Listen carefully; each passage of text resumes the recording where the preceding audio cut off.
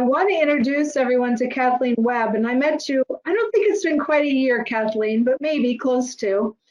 We both live in the same place. We're both here in Wichita, Kansas, but I met Kathleen because her agency's been doing some of our work, and she's a grant writer. And as we talk about what's happening in the society right now, what's happening in our communities, we know that it's going to be important to continue to find funding to help clients. So Kathleen, I'm going to just get out of the way and say thank you for being with us today. And if you can just talk a little bit about your experience and what you see out there, we'd love it for you to share. All right, thank you so much. And thank you everyone for joining on this beautiful AHA day, right? AHA. So I'm going to give you my top tips, right? In 15 minutes, it's a little hard to cover too much in grant writing. So what's the most important points for grant writing? So the first big aha moment I had with grant writing was when I learned that the fact that we needed money, right? We need money. Why don't people give us money? And it's not about the fact that your organization needs money. It's the fact that what does that not funder want to fund, right? Because they're the ones that have the money. So it's their money, their rules. What do they care about that's the most important? And so your job as a grant writer or someone that wants to write grants is you've got to take what that organization, with that foundation, what they care about, and see what you do and see if there's a match. One time we had a gentleman, a board member that said, look, I know the people at this foundation and you should write to them. When I did the research, what I discovered is that they care about children and we don't serve children. And so when I explained to the board member that, look, this is not a good match for us, he said, well, we'll just make them love us.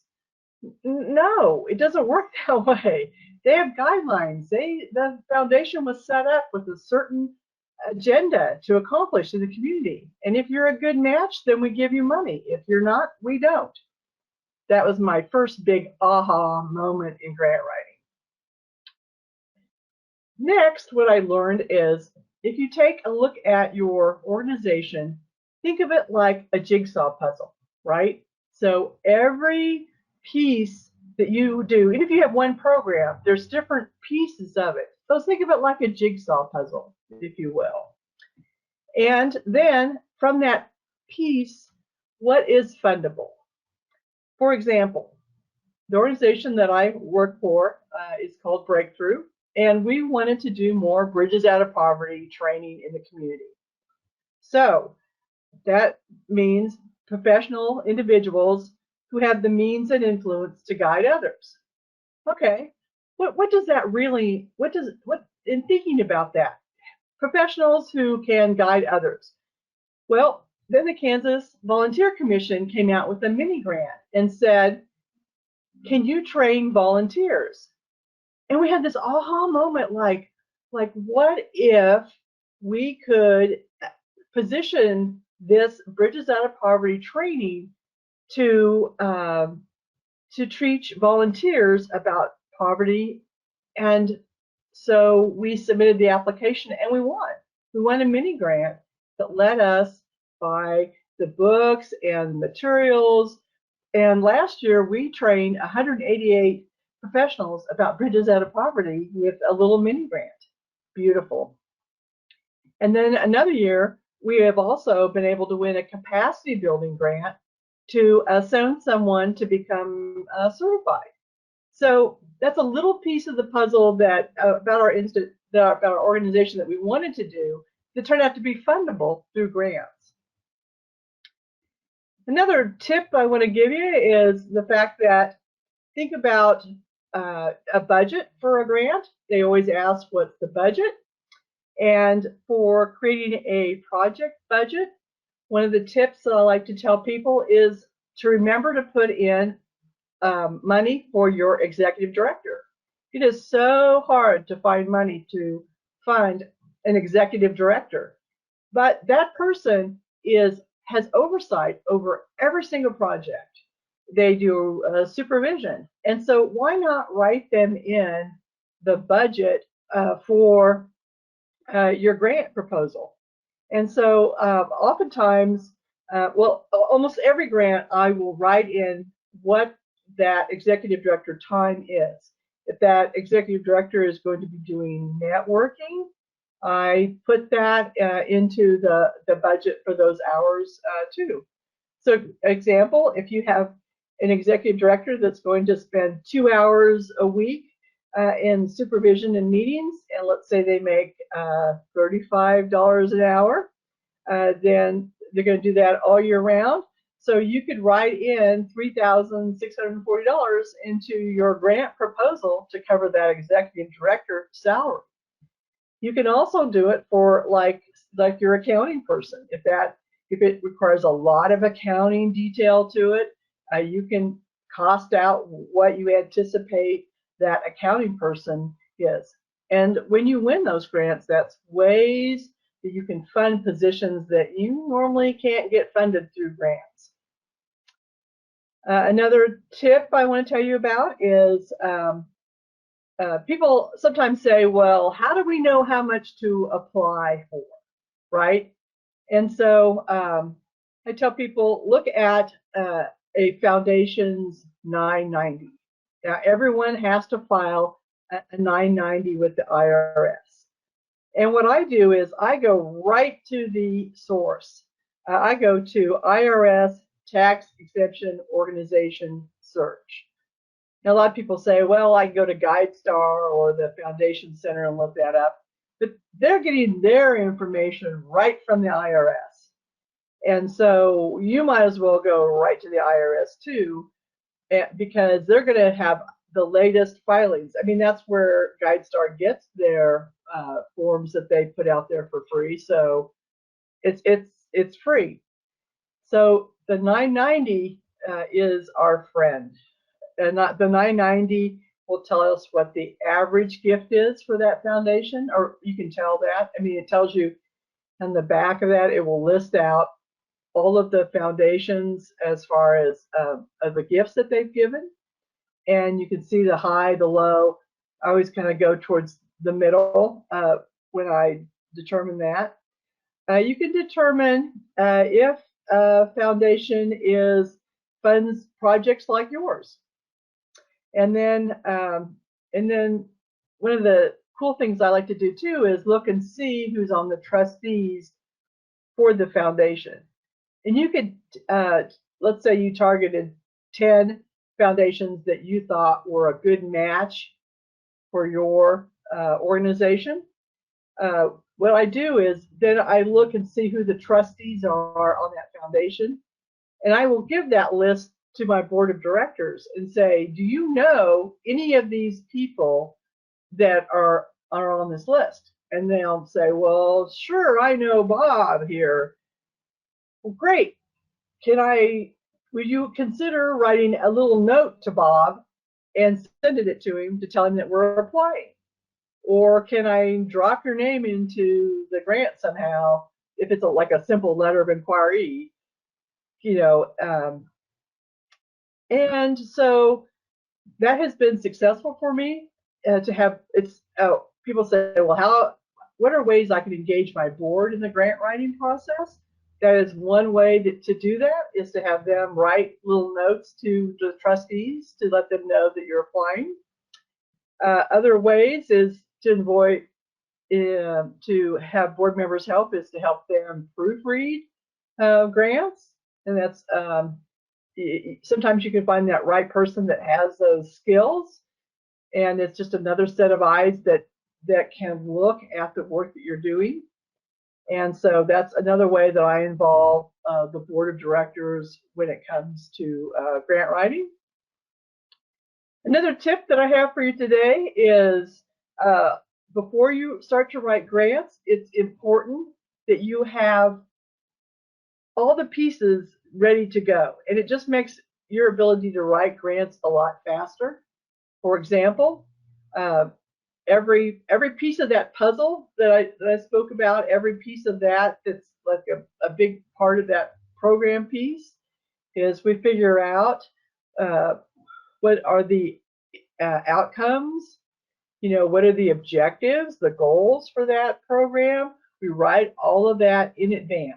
And so we also figure out how we're going to evaluate that. So once a year, I sit down and we figure out, what does this year look like? And I write that up in a case study, if you will, every year.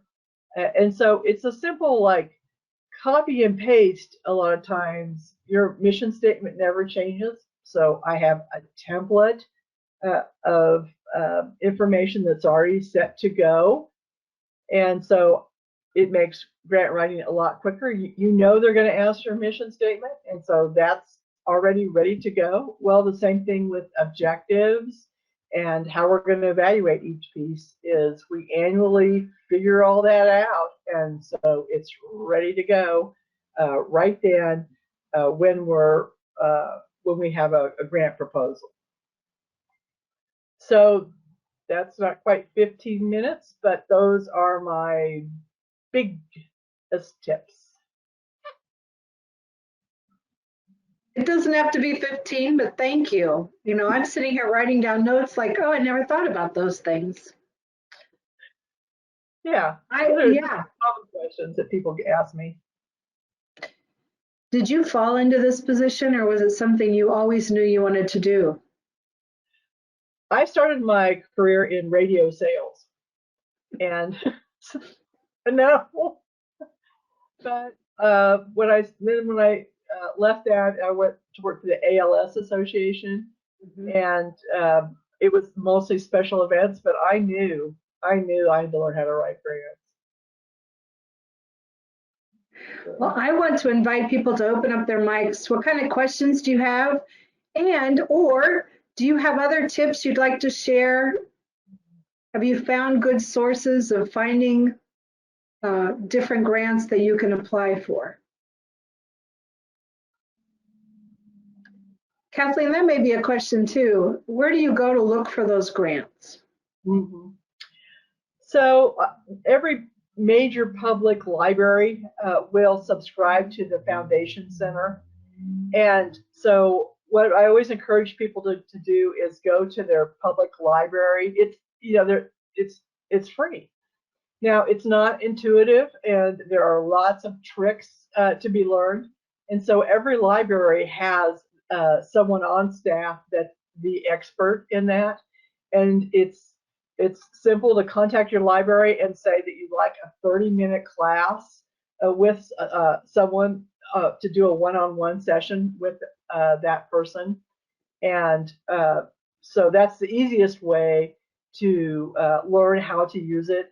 Foundation Center has this really cool feature about it, because if you know an organization that's like you, that maybe is like larger and gets a lot of grant funding, you can do a reverse search through the Foundation Center, and you can learn what funders are interested in that type of work. So it's super cool tool, but you have to learn a little bit how to do that. Right. And so it is absolutely worth your time for 30 minutes to go learn how to use that search. Thanks. Okay, that was my question. Sorry, I may think of more, but I'm going to just be quiet here for a second. If anyone else wants to open their mic.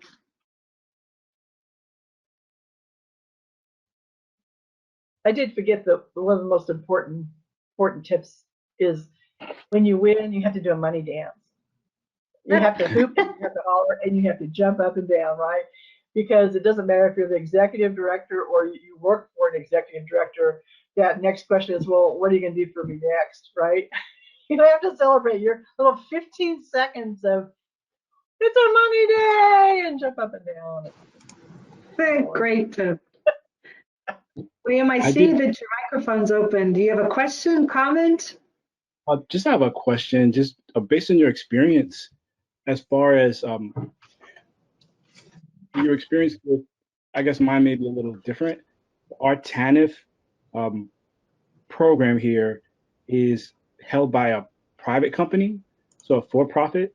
And so I'm trying to know if you have any experience in tailoring like any grants or services that can work with that for-profit, because I happen to be working there and I see some of the, pitfalls that they fall into.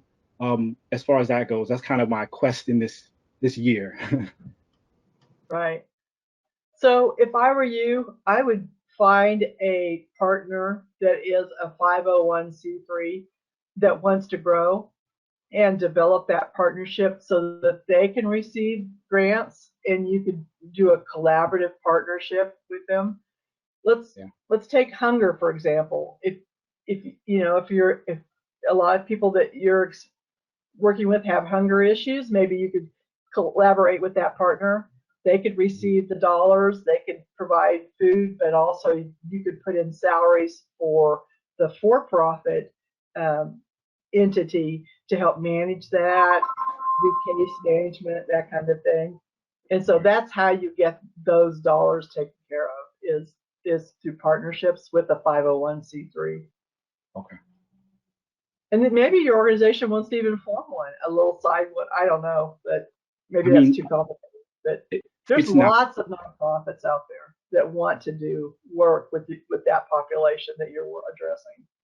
Yeah, I probably am on the road. It seems like I'm gonna have to start one myself because I have a relationship with the for-profit, and so discussions with the for-profit director, she really expressed her dismay that a nonprofit isn't out there that they can partner with. Although there are a lot of nonprofits where I live, but none that specifically understand what the for-profit has to do as far as compliance with work program. That all that stuff is a mystery to a lot of nonprofits. And me being on the inside, I can see what it's attached to, but I also see some of the things that the Bridges programs deals with, network and professionalism and building trying to work on second generation approach, which came up in discussion so interestingly enough a few weeks ago. The county said, we're interested in that, and it was kind of like a shooting star, and then it disappeared because they kind of went back into their normal, work hours and everything like that. So Right. ultimately, that's my quest. Mm-hmm. Thanks. Bobby, I think you had your hand up and then Carol had a comment. Yeah, I was just wondering if Kathleen or anybody on this chat has a suggestion of or success with any particular grant that we could apply for getting ahead, staying ahead, and of course, Bridges Out of Poverty. I'm in Texas, so if it's a state grant, then obviously, if you're not in Texas, that wouldn't apply. But anything else?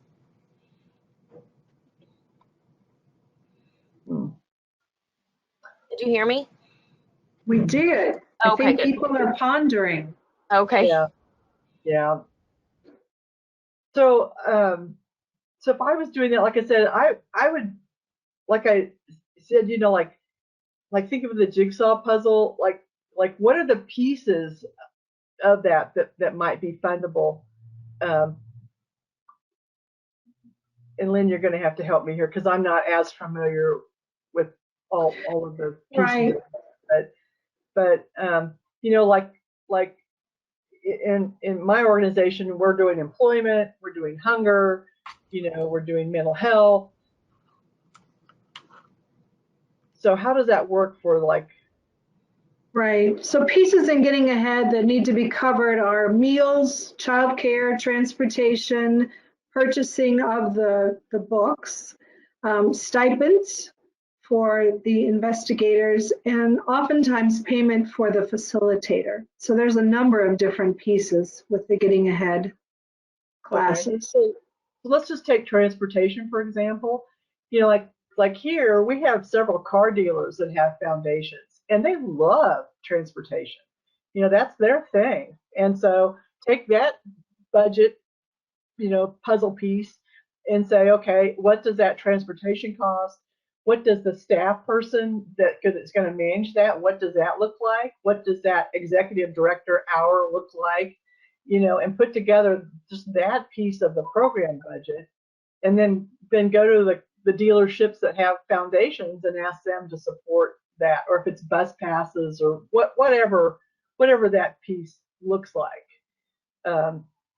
That's how I would approach that. And the same thing with meals is, what does that look like? Donated meals? Does that look like connecting with people that do food recovery? Here in Wichita, we have this amazing organization that recovers meals, and you guys could be a part of their food recovery process.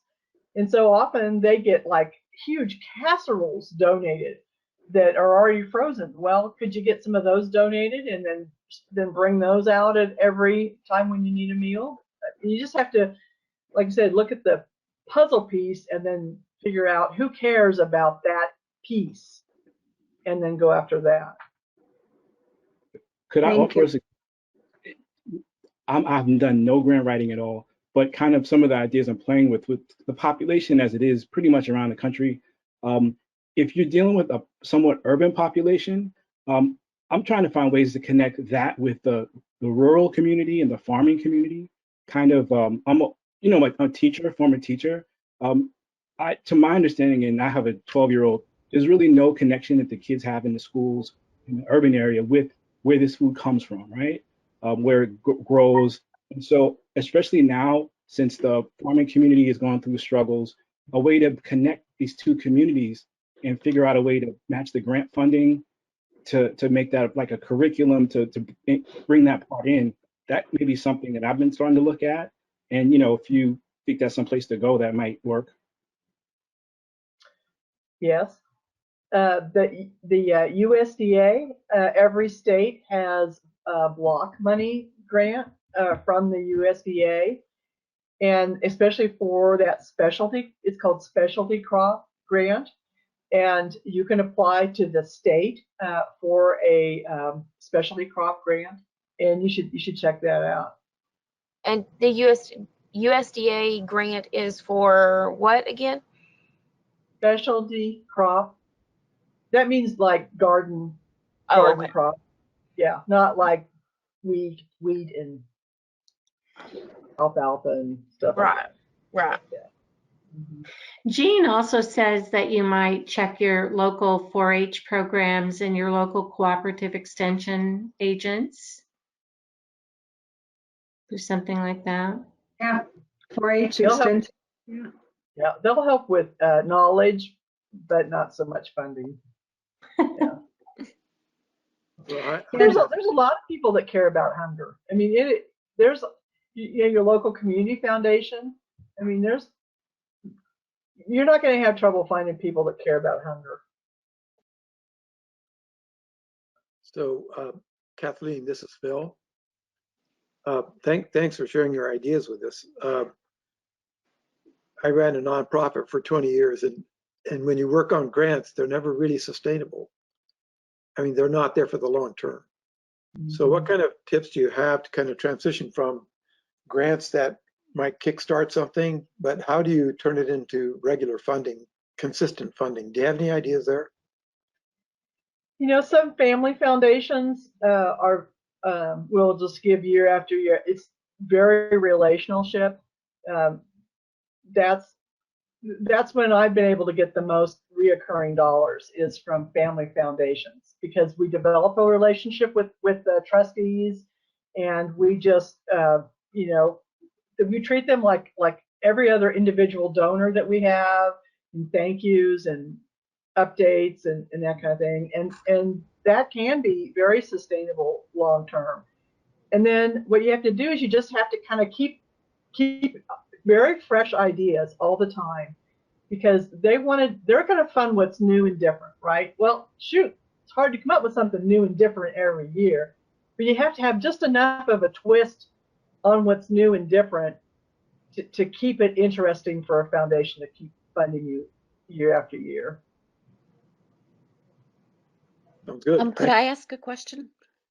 Sure. My question is, do you have any tips for evaluating system change efforts, which, as you know, can take a long time? Yes. I have very little advice. I mean, I think you just have to, like with evaluation, right? The rule is you don't have to evaluate everything, right? You just have to evaluate something, a piece of what you're doing. And I think that's just think about the piece, just a small piece that you can evaluate. But I'm really not an evaluator. It's a good one for us to maybe pick up on and talk about another week. Yeah, man, that's a great Yeah. one. You know, Jean is saying too, it's all about relationships. So take them to coffee, which you hear me say all the time, and listen. I think is what Jean is saying as well, you know. And then like you're saying, Kathleen, take the bits and pieces and put those together Mm-hmm. and present those. Mm-hmm. We had one Anyone else? foundation. Go ahead. We had one foundation that was cared about sugar and nutrition, and we came up with this idea called the 30-day no soda challenge. And so we challenged students not to drink pop for 30 days because we know new habits form over 30 days. And we had this little bracelet that they wore on the hand that they grabbed a drink from, and you know, they funded it like boom, like that, because we listened to what they wanted. They wanted kids to not intake so much sugar, and then we came out with a kind of creative idea, and it didn't cost a lot of money to do. We were already working with students. You know, we got $25,000 out of this funder for this little project that really wasn't anything for us to do, but we were listening to what they wanted, and you just gotta think about what is it that they want and what can you do that's creative. But you also can't stress yourself out. You can't, unless you have the capacity to do something, you want to always make sure that you can deliver what you say you're going to do. So I found just even the most little creative thing will sell a proposal, make you different than just everybody else.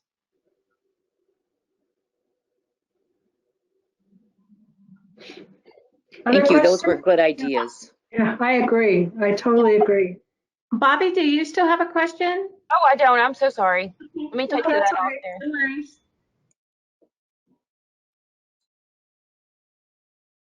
Did I turn it off? Yes, You're you did. good. Yeah. Okay.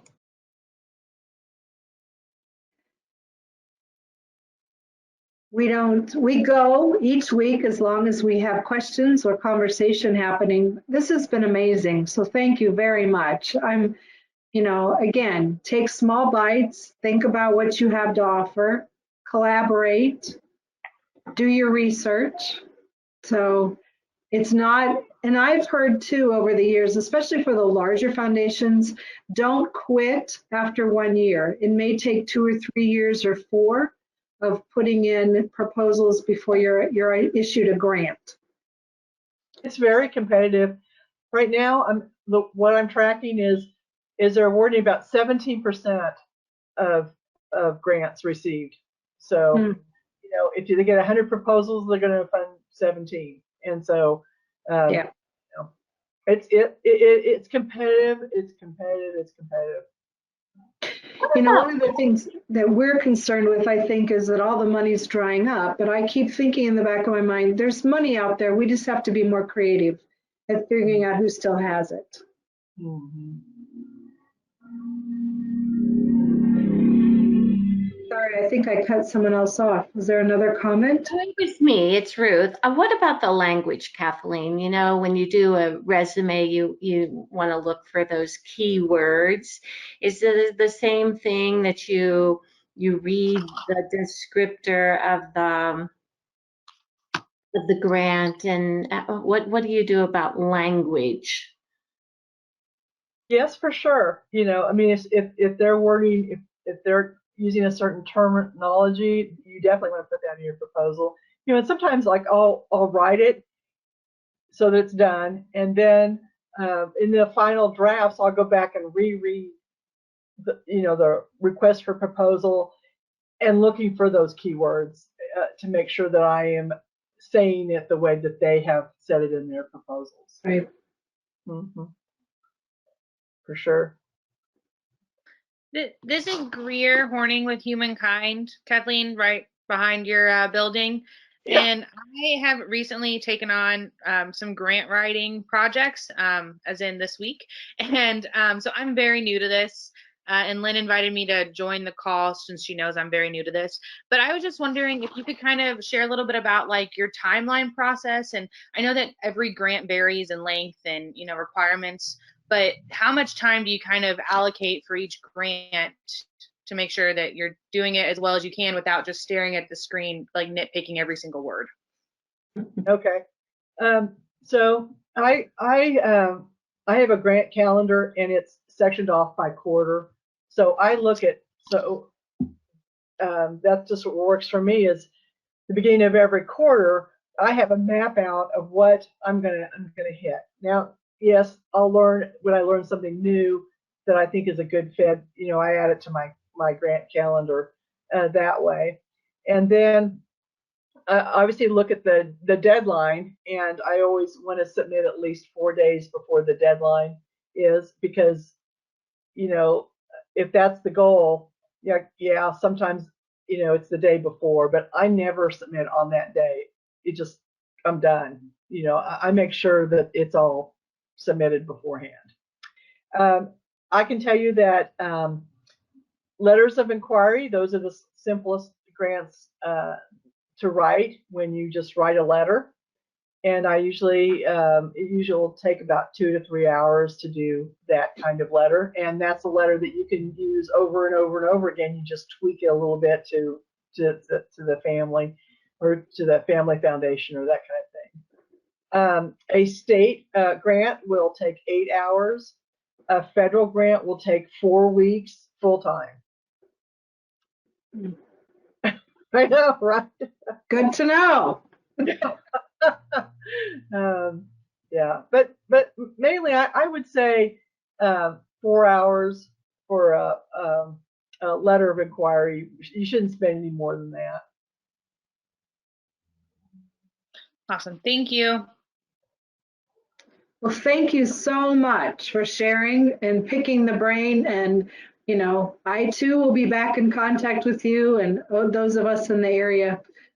But thank you for all of you for joining us today, for being a part of this. We have recorded it and we'll put it on the Facebook page.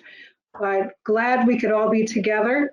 Another week of quarantine, some of us a little less than others, but we're going to get through this and figure it out.